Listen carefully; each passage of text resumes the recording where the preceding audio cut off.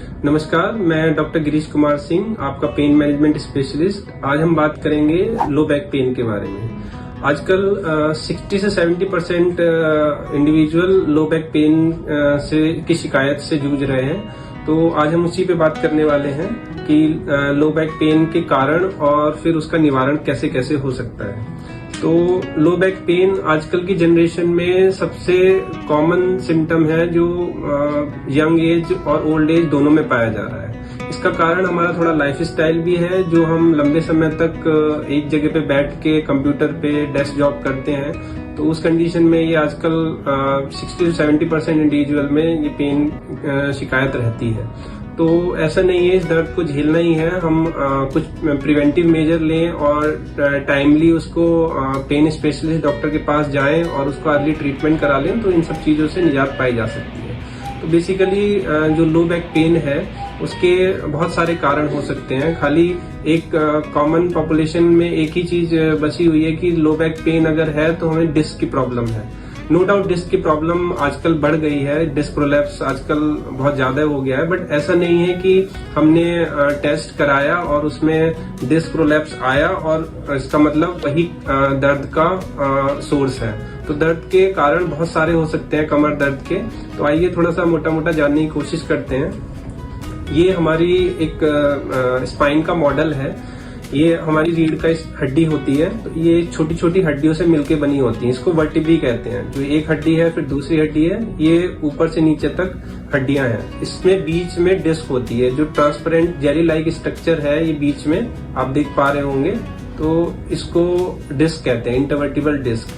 इसके बीच में हमारी स्पाइनल कॉर्ड होती है। इसके पीछे जो इसमें दिखेगी नहीं आपको, स्पाइनल कॉर्ड जा रही होती है ऊपर से नीचे की तरफ। उस स्पाइनल कॉर्ड से ये नर्व रूट निकलती हैं। जो येलो कलर के स्ट्रक्चर्स आपको दिख रहे हैं, ये नर्व रूट हैं। तो ये शरीर के विभिन्न हिस्सों को सेंसेशन प्रोवाइड कराती हैं।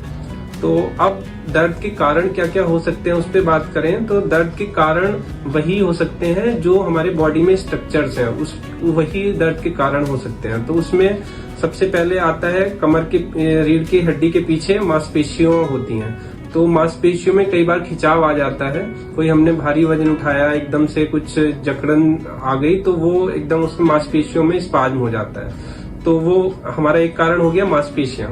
ठीक है। दूसरा लिगामेंट का दर्द हो सकता है। बहुत सारे लिगामेंट्स होते हैं हमारे रीढ़ की हड्डी के पीछे, तो उसमें एक तरह से मोच आ सकती है। उसके नीचे जाएं तो हड्डियां होती हैं, जो वर्टिब्री हैं, उसमें फ्रैक्चर हो सकता है।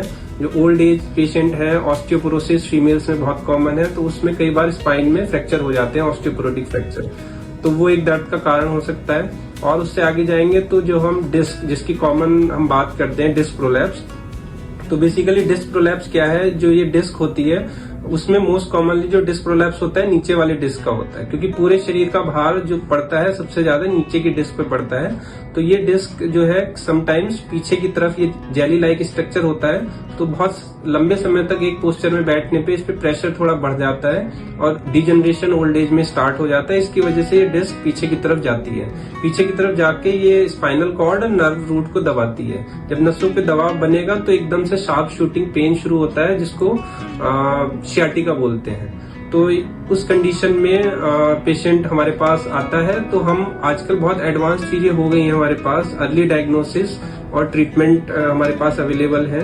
तो मैं यही कहना चाहूंगा कि हर दर्द का इलाज संभव है, बशर्ते मरीज टाइमली अपने पेन स्पेशलिस्ट के पास आ जाए। तो आजकल हम जो डिस्क का दर्द है, जो नसों पे दबाव है, अगर पेशेंट हमारे पास अर्ली स्टेज में आ जाता है तो उसमें एक छोटा सा इंजेक्शन मिनिमम इन्वेसिव तरीके से अल्ट्रासाउंड या एक्सरे मशीन की सहायता से देख के हम लगा देते हैं और दर्द खत्म हो जाता है। तो ये चीजें हैं कि जो मरीज को इसमें थोड़ा सा हम ये प्रिकॉशन कहने को कहते हैं कि लंबे समय तक एक जगह पे ना बैठे रहें। जो आजकल का लाइफ स्टाइल है, थोड़ा वॉक करना जरूरी है, बैक की एक्सरसाइजेस करना जरूरी है, उससे डिस्क का प्रॉपर हाइड्रेशन बना रहेगा। जो चेंजेस ओल्ड एज में आते थे आजकल अर्ली स्टेज में आ जा रहे हैं, तो वो ना हो। तो थोड़ा हमें अपना स्पाइन हेल्थ को मेंटेन रखना है। उसके लिए बैक एक्सरसाइजेज हैं, हाइड्रेशन, प्रॉपर डाइट इस तरह से लीजिए कि प्रॉपर हाइड्रेशन मेंटेन रहे, डिस्क डिजनरेशन लेट स्टेज में स्टार्ट हो। और अगर इन केस फिर भी दर्द उठता है तो अपने पेन स्पेशलिस्ट से मिलिए। उनके पास बहुत सारी मोडेलिटी है, हम मिनिमम इन्वेसिव तरीके से दर्द को खत्म कर सकते हैं। Thank you.